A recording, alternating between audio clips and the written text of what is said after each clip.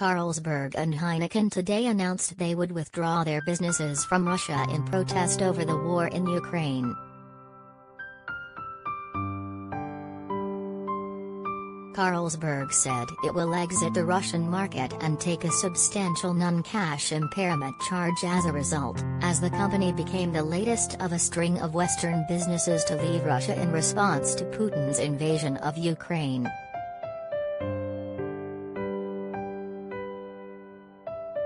We have taken the difficult and immediate decision to seek a full disposal of our business in Russia, which we believe is the right thing to do in the current environment, Carlsberg said. Upon completion, we will have no presence in Russia. Dutch brewer Heineken also announced on Monday it had also decided to exit its Russian business at a cost of £334.5 million. $438 million, saying it was deeply saddened to see the conflict intensify.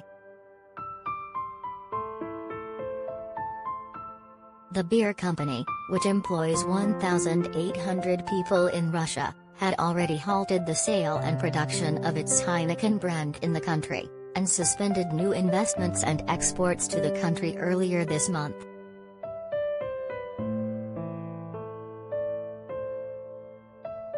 We are shocked and deeply saddened to watch the war in Ukraine continue to unfold and intensify, Heineken said in a statement.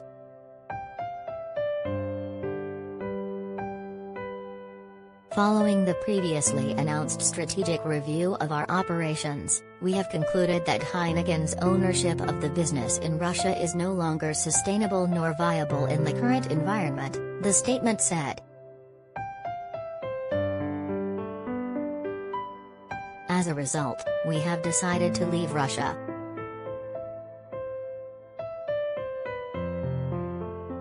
Hundreds of Western firms have closed shops and offices in Russia since the war started, a list that includes famous names such as IKEA, Coca-Cola, Goldman Sachs and McDonald's.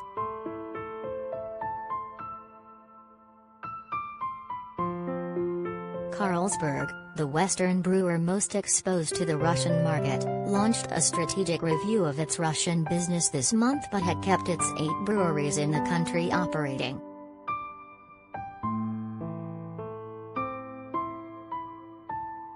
The decision to exit Russia would result in a substantial non-cash impairment charge this year, it said without providing further details.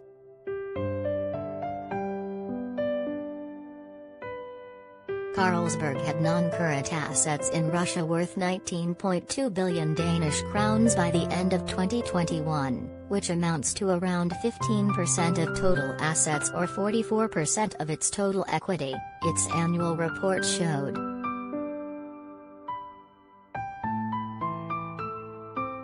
Meanwhile, Heineken said it would aim for an orderly transfer of its business to a new owner in compliance with international and local laws and would not take any profit from the transaction, which will cost the company €400 million, $438 million, in exceptional charges. Heineken is the third biggest brewer in Russia, where it makes the Vigulovskoye and Oxsoda brands for the local market.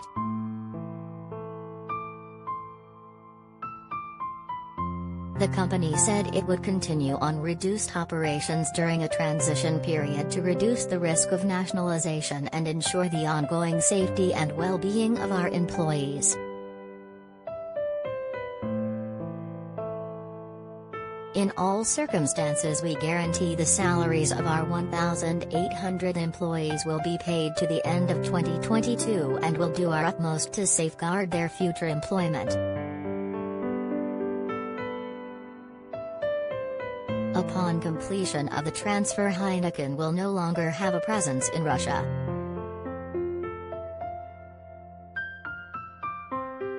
The country has been hit by an onslaught of economic sanctions, but foreign companies have also faced public pressure, and calls from the Ukrainian government, to leave Russia.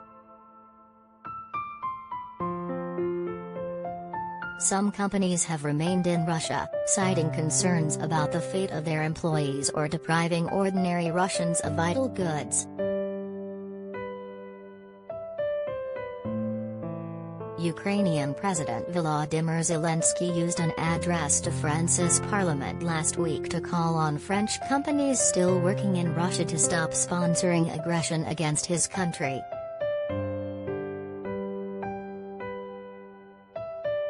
Car giant Renault subsequently announced an immediate suspension of operations at its Moscow factory.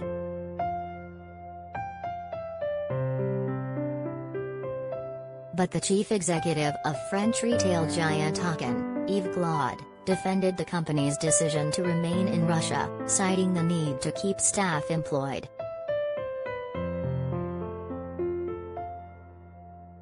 Ukraine called for a global boycott of Heineken,